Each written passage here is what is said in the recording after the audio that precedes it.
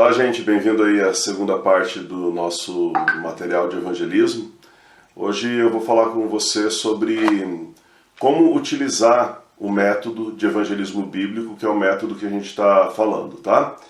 Antes de entrar nisso, eu gostaria de falar sobre as dificuldades de você evangelizar sem um método adequado, porque eu acredito que esse é um ponto importantíssimo para que você se motive a estudar um método de evangelismo. Espero que você use esse, é um método muito legal, muito impactante, mas qualquer outro método pode te ajudar também nesse processo. Então, eu estou mostrando para você aqui algumas fotos de uma ação evangelística que eu fiz com um grupo de evangelismo do nosso seminário. Nós, alunos, montamos um grupo, éramos muito amigos, ainda somos, e saímos para evangelizar em Campo Grande. E aqui você vai ver diversas ações, desde teatros até música. Nós estamos aqui cantando, estamos numa tribo também. Então fomos em diversos lugares falar de Jesus. Mas essas imagens, elas têm uma coisa em comum. Tem fogo no coração, tem desejo de falar de Jesus, mas tem muito pouco conhecimento de evangelismo.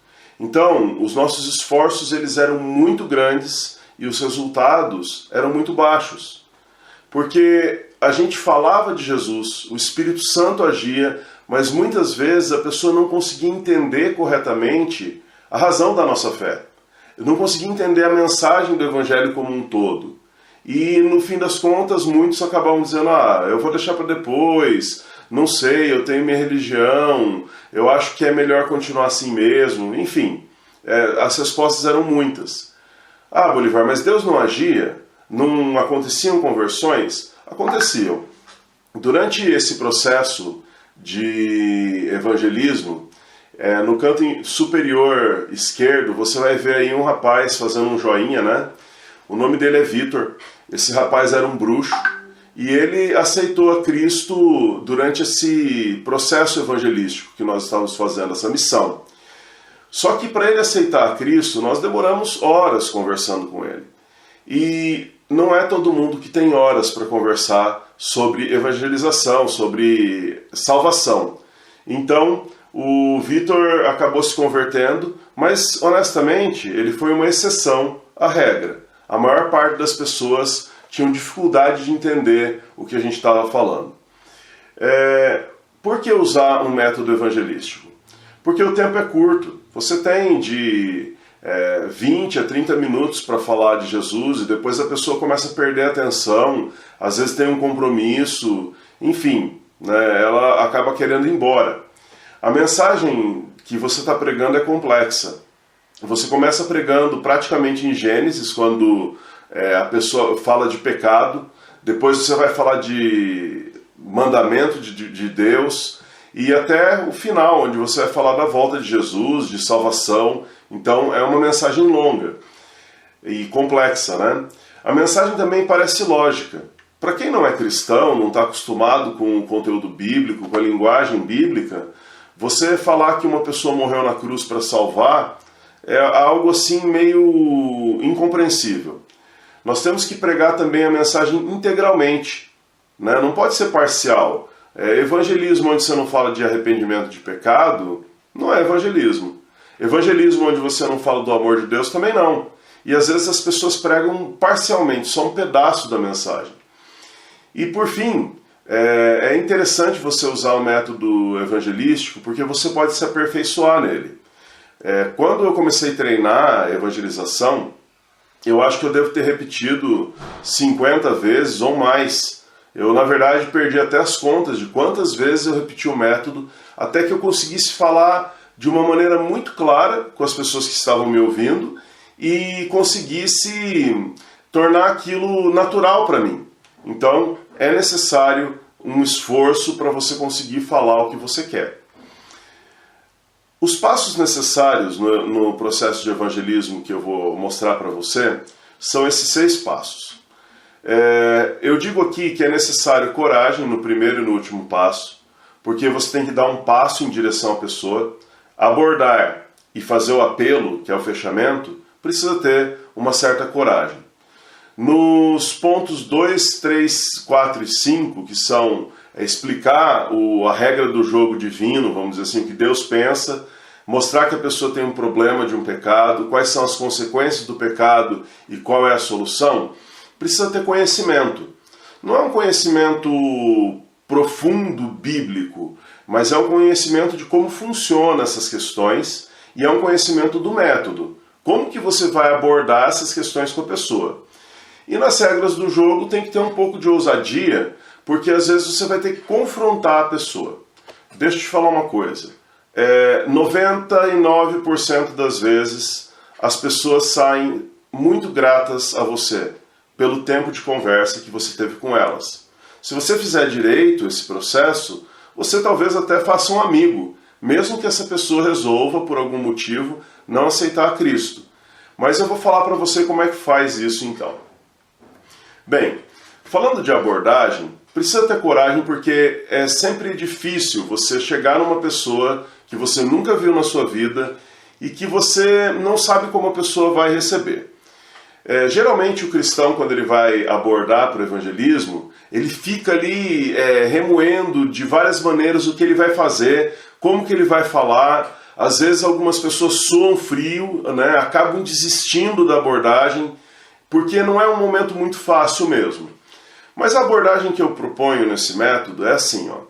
Chega na pessoa e pergunta para ela, você gostaria de jogar um jogo?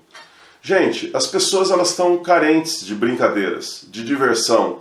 Elas estão abertas a brincar, a jogar com você. Então, eu nunca tive uma rejeição de alguém dizer, olha, eu não quero. Eu já tive algumas situações onde a pessoa estava num ponto de ônibus, por exemplo, e falou, meu ônibus está chegando em 5 minutos, vai demorar muito? E eu sei que ia demorar muito, então eu falei, bom, vai demorar uns 20, 30 minutos, então eu não vou iniciar o método com essa pessoa, porque não vai dar tempo de terminar. Ou então a pessoa falou, olha, não posso agora porque eu estou estudando, eu tenho uma prova daqui a pouco. Mas a pessoa disser para mim, não, eu não quero jogar com você, não estou afim de brincadeira, nunca aconteceu comigo. Pode acontecer? É claro que sim, né? Mas assim, é raro acontecer isso. Então, eu pergunto para a pessoa, falo, olha, fala para mim 10 marcas de carro. Essa é a pergunta-chave mais fácil que tem. Às vezes, se é criança, eu pergunto, fala para mim 10 princesas da Disney, fala para mim 10 super-heróis, ou então, fala para mim 10 times de futebol, depende da pessoa. Mas se você perguntar 10 marcas de carro, quase todo mundo sabe muitas marcas. Por que eu pergunto 10 marcas? Porque eu vou falar assim para a próxima etapa, pós-abordagem. Agora eu vou deixar o jogo mais difícil. Fala para mim 10 mandamentos. Então, as pessoas conhecem os mandamentos. Elas sabem que esses mandamentos existem. Elas ouviram na escola, ouviram na catequese, ouviram até na escola dominical, que eventualmente a pessoa frequentou por um tempo. E elas começam a tentar falar os mandamentos. Geralmente, pelo menos na experiência que eu tenho, as pessoas acertam entre 3 e 4 mandamentos. Incrivelmente, tem pessoas que não lembram nenhum na hora da brincadeira ali. Então eu ajudo elas a lembrarem, é verdade, esses são alguns dos mandamentos. Então eu pergunto para a pessoa se ela sabe para que servem os mandamentos. A maior parte, mais uma vez, responde que é para obedecer, porque até a palavra favorece essa interpretação, mandamentos. E eu digo que sim, que é para obedecer, mas que também são regras de relacionamento. Como assim regras de relacionamento?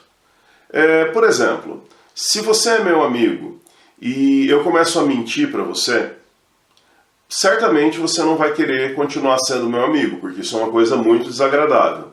Se você é meu amigo e eu traio você, você também não vai querer ser meu amigo. Quem quer ser amigo de um traidor?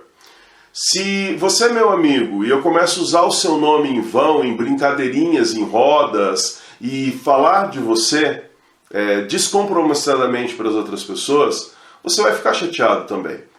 E querido, se você aplicar cada um dos mandamentos, obviamente com as devidas proporções, você vai perceber que todos se aplicam a regras de relacionamento. Mesmo aqui quando fala de guardar o sábado, ter um dia de descanso, né?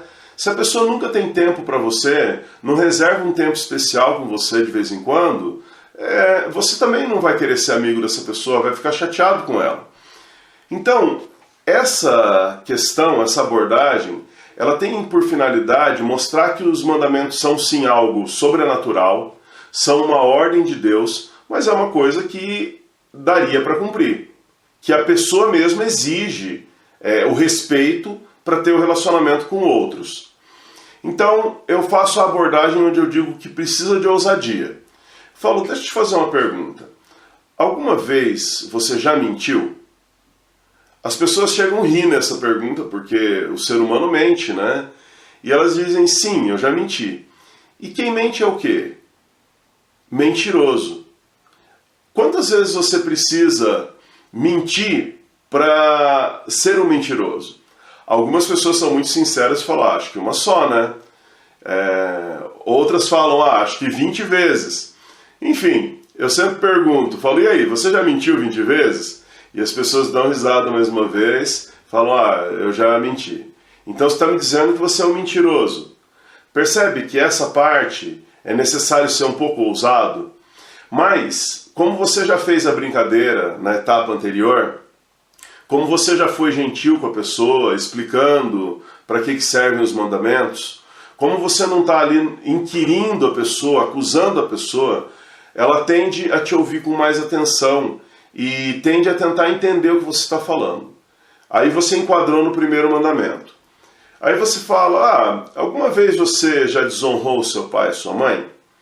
E tem algumas perguntas que eu vou disponibilizar para você saber como abordar isso. Porque algumas pessoas vão responder, não, acho que eu nunca desonrei. Então eu pergunto assim, alguma vez você já falou pelas costas dos seus pais coisas que se eles ouvissem, eles ficariam magoados com você? Isso eu já fiz. Alguma vez você já deu honra para outra pessoa que merecia menos honra que seus pais e deixou seus pais de escanteio?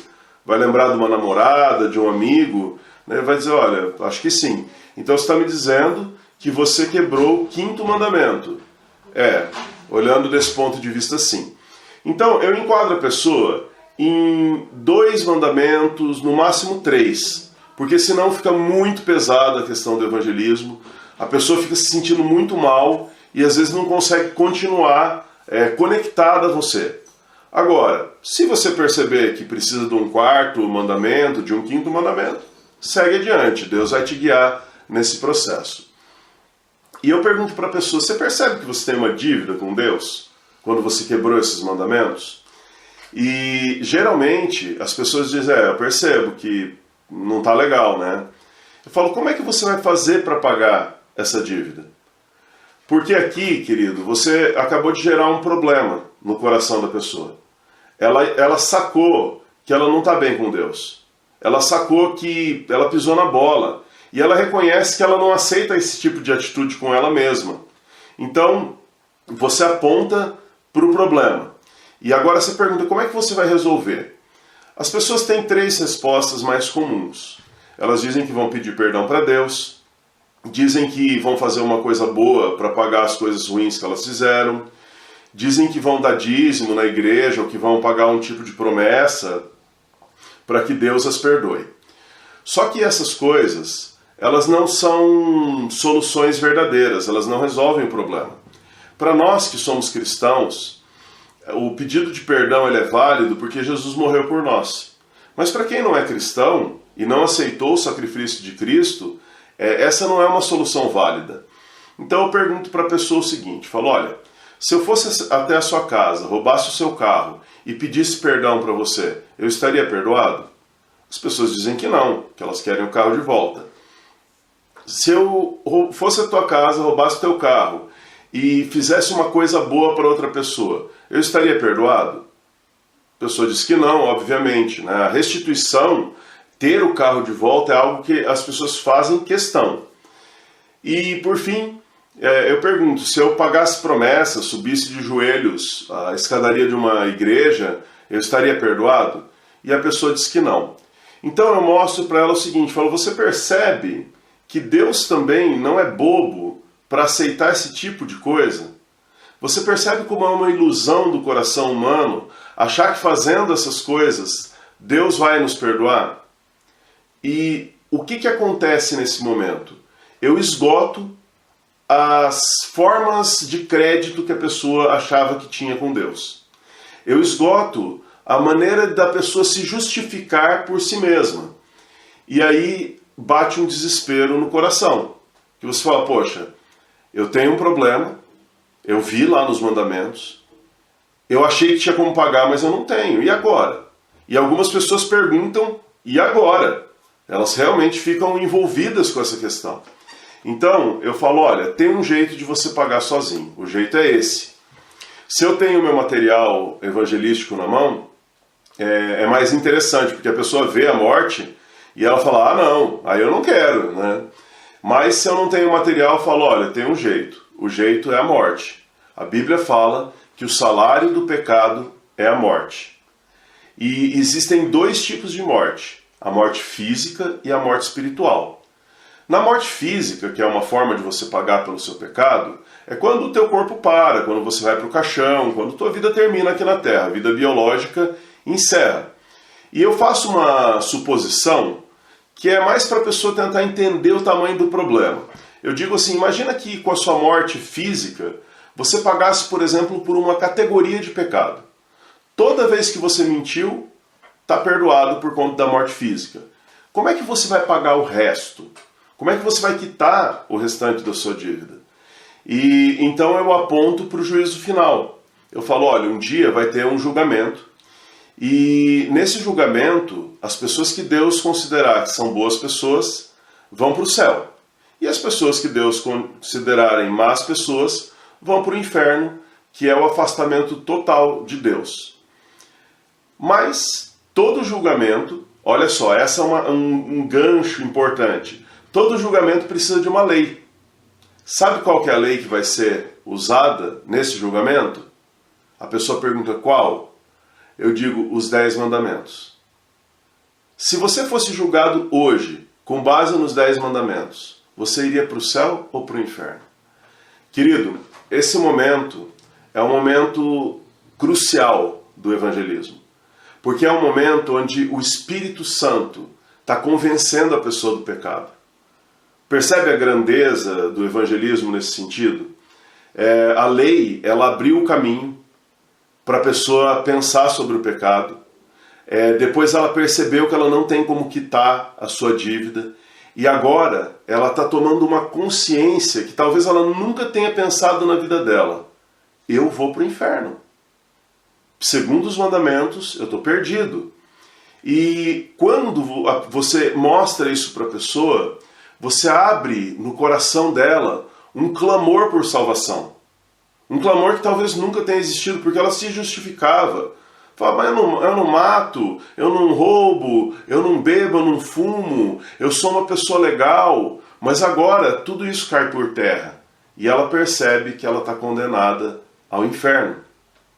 Então eu falo, olha, essa solução que eu te mostrei agora, eu sei que não era a solução que você queria. Eu vou te mostrar uma boa solução. E eu começo a falar sobre o sacrifício de Jesus na cruz. Poxa, mas isso não parece uma boa solução. É aqui que está uma coisa que nos evangelismos a gente não consegue entender porque a gente é cristão. Uma pessoa morta numa cruz, que foi arrebentada pelos soldados romanos, não parece uma boa notícia. Não parece uma ideia legal. Então, eu conto uma história que eu vou contar integralmente para você agora, para que você consiga replicar essa história. É uma história que vai trazer empatia entre a cruz de Cristo e a realidade atual que nós vivemos. Eu digo assim, imagina que você somos 2 grandes amigos e nós estamos passando muita dificuldade aqui no Brasil. Pós-pandemia ou num momento de crise, esgotaram todos os recursos, está faltando água na nossa casa, está faltando luz, eventualmente falta comida. Então eu faço um convite para você. Eu digo, olha, eu estou sabendo que no Texas tem fábricas recebendo brasileiros para trabalhar lá. Eles estão com dificuldade de trabalhadores e estão pagando bem. O que você acha da gente dar um pulo lá e começar a trabalhar lá, talvez por 1 ano, 2, para tentar recuperar financeiramente? E você olha e fala, cara, eu estou tão perdido, estou tão sem dinheiro que tudo bem. Vamos lá, eu vou vender o que eu tenho aqui e a gente vai para o Texas. E olha que notícia boa. A gente chega no Texas e começa a trabalhar e começa a ganhar dinheiro de verdade. Não é simplesmente um trabalho, é um bom trabalho e a gente começa a ganhar grana. Eu compro a casa que eu queria tanto comprar, você compra um carrão e a gente está bem de vida. Mas um dia, uma pessoa dentro da fábrica onde você trabalha começa a te provocar e a falar coisas que te irritam muito. Então você sai do trabalho muito transtornado. Para não agredir a pessoa, você não fala nada, mas você sai nervoso, entra no seu carro e começa a andar aproximadamente 120 km por hora dentro das vias da cidade. Tem um monte de placa dizendo que você não pode fazer isso, mas você não está nem aí. Você quer descarregar a sua raiva no acelerador. Quando você tenta fazer uma curva, você perde o controle do carro na frente de uma escola e atropela 5 crianças, esmagando elas contra o muro. A imprensa vem, a polícia vem, os bombeiros vêm, ambulância de tudo que é lado, as mães das crianças, viram um inferno naquele momento. Teu carro completamente destruído, você machucado. E quando o governador do Texas fica sabendo do que aconteceu, ele diz o seguinte: nenhum imigrante vem para o nosso país para matar as nossas crianças. Se ele for condenado à pena de morte, eu dou a minha palavra que eu não vou retirar essa pena de sobre ele. Enfim, nós começamos num processo judicial intenso e gastamos tudo que a gente tem.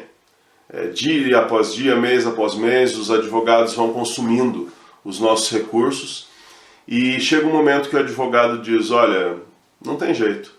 Amanhã, às 17h30, você vai ser executado pelo estado do Texas pelo crime que você cometeu. Não tem mais o que fazer. A última alternativa seria entrar em contato com o governador, mas o governador já disse em cadeia nacional que não vai te absolver e que você vai realmente morrer.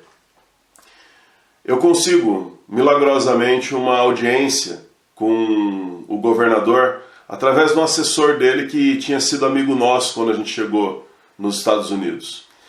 E quando eu começo a falar de você para o governador, ele fica irritadíssimo e fala: olha, esse assunto já está encerrado, esse cara merece morrer. E eu olho para o governador e digo: olha, governador, eu sei que o senhor é um homem justo, eu sei que o senhor é um homem correto, e eu sei que o meu amigo realmente merece morrer. Ele sabia que não podia andar naquela velocidade, ele sabia que haviam riscos de pessoas serem feridas ou morrerem, como aconteceu, mas vou te pedir uma coisa justa. Eu nunca cometi nenhum crime. A minha ficha é completamente limpa. Então vou te pedir que o senhor me permita morrer no lugar dele para que ele possa continuar vivendo. Eu amo esse cara. Esse cara é meu irmão praticamente. E o governador, olhando aquilo, fica assustado e fala: bom, eu nunca vi uma coisa dessa, mas eu vou pagar para ver, isso eu tenho curiosidade. Se esse rapaz, se essa moça assinarem esse papel dizendo que eles concordam com essa substituição, então eu vou permitir que isso aconteça. Eu vou correndo até a cadeia e chego muito feliz e falo: olha, fulano, você está livre, você pode ir embora, pega os seus papéis, seu passaporte, suas roupas, tua família está aí na frente, cara, entra no avião, as passagens já estão compradas e some para o Brasil, antes que eles mudem de ideia. E você fica indignado com aquilo e fala: não, calma aí, como que pode ser isso? Nós perdemos tudo que nós tínhamos e agora você está me dizendo que eu estou livre? Eu falo: o que aconteceu é que eu conversei com o governador e ele aceitou que eu morresse no seu lugar. Mas para isso eu preciso que você assine esse contrato. Querido, foi exatamente isso que Jesus fez por você. Ele percebeu a sua situação, percebeu que você era pecador, percebeu que você iria para o inferno, viver a morte eterna, e ele morreu no seu lugar para que você tivesse vida. Quando a pessoa entende isso, quando cai a ficha, ela começa a ver o sacrifício de Jesus com gratidão. Ela começa a ver o sacrifício de Jesus como algo realmente importante. Antes disso, muitas pessoas pensam, Jesus morreu porque ele quis. Problema dele, eu não pedi para ninguém morrer por mim. Né? Isso é besteira, como que alguém pode ter me amado, né? Só porque morreu lá em Jerusalém, isso não quer dizer nada. Mas faz 2000 anos. Só que quando a pessoa toma consciência do amor de Deus, dessa substituição, então ela passa a sentir gratidão no coração. O conhecimento que você precisa nesse tópico aqui é decorar essa história e conseguir explicar para a pessoa, caso seja necessário, o amor de Jesus por ela. Então, eu falo para a pessoa, se Jesus já morreu por você, faz 2000 anos, por que você ainda continuou se sentindo mal quando você olhou para os seus pecados? Deixa eu te dar a resposta. O motivo é que é necessário assinar o contrato. Lembra que na história eu falo que o governador iria liberá-lo se assinasse aquele papel dizendo que concordava com a substituição? Você precisa assinar perante Deus e perante os homens um contrato com Jesus, dizendo, eu aceito o seu sacrifício na cruz. E isso é feito através de uma oração, dizendo, Senhor Jesus, eu aceito o seu sacrifício, eu me comprometo a viver uma vida sem pecado, eu me comprometo a te buscar, eu me comprometo a abandonar tudo que entristece o Senhor. Então, é isso que é necessário fazer. E aqui você tem que ter ousadia. Né, olhar nos olhos da pessoa e perguntar, você gostaria de fazer essa oração? Você quer fazer essa oração?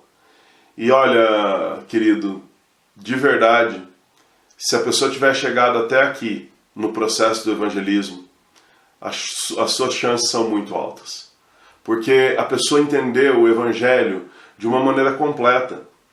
Ela entendeu o pecado, ela entendeu a necessidade dela de salvação, ela entendeu sobre o juízo final, ela entendeu o amor de Jesus, e agora ela está entendendo que falta uma coisa da parte dela, uma coisa simples, uma coisa fácil de fazer, e ao mesmo tempo que é para a vida inteira, né? Que é aceitar a Cristo. Aqui eu já tive 3 situações diferentes. Já tive pessoas que disseram o seguinte, sim, eu quero, e chorando muitas vezes, se entregaram ao pé da cruz. Esse é o mais gostoso de todos. Outras pessoas me disseram não, mas disseram não chorando. E eu não consegui entender, porque eu falei, poxa, o processo de evangelismo correu tudo bem. Por que a pessoa está chorando e dizendo não? E mais de uma vez eu perguntei e a pessoa disse, eu não mereço a salvação. Querido, glória a Deus, glória a Deus. A pessoa entendeu que ela não merece a salvação. E ela falava, não era justo que Jesus morresse por mim. Eu sou um pecador e eu não mereço o amor de Deus para a minha vida.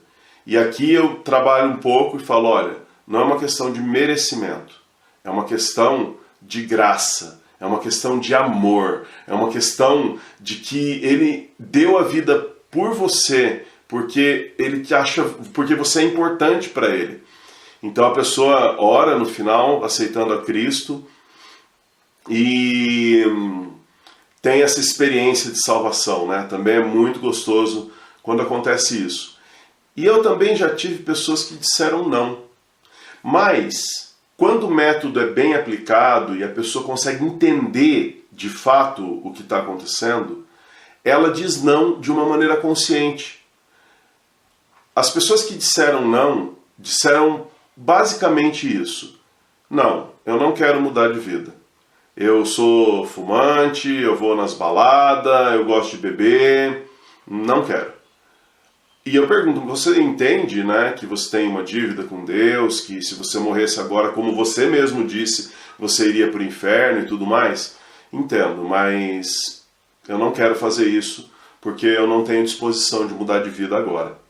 Poxa, que legal, você cumpriu o seu papel como evangelista, entendeu? A pessoa compreendeu a mensagem e ela tem o direito de dizer que não quer. Mas, muitas vezes as pessoas dizem que não querem coisas que elas não entenderam. Elas não querem igreja, muitas vezes, elas não querem uma série de ideias que ficam na cabeça delas. Mas quando elas entendem que existe um céu e um inferno e dizem que não querem ir para o céu, é um direito delas. É um direito dizer que não quer mudar de vida. E, de verdade, durante todo o período de evangelismo, foram poucas pessoas que disseram não para aceitar a Cristo, né? Então, meu amado, eu quero te dizer o seguinte: não tem milagre. Tem que treinar, treinar, treinar, até conseguir passar por todo esse processo. Tem que treinar na frente do espelho, tem que treinar com as pessoas da casa, tem que memorizar algumas coisas, né, como a história ou os mandamentos. É importante você saber os mandamentos. Você pergunta para a pessoa e não sabe. Então, assim, é muito importante você ter essas coisas na sua cabeça. E eu vou te falar que isso vai transformar a tua vida. Você vai começar a se sentir um cristão frutífero, um cristão que tem condição de encher a face da terra de novos cristãos. Então fica aí a explicação do método. Eu vou deixar para você alguns vídeos que mostram na prática esse evangelismo. Inclusive, o vídeo que eu vou deixar para você é um caso de um evangelismo real, com uma aceitação real a Cristo, tá bom? Deus te abençoe muito, que você seja muito frutífero na sua vida. Tchau, tchau.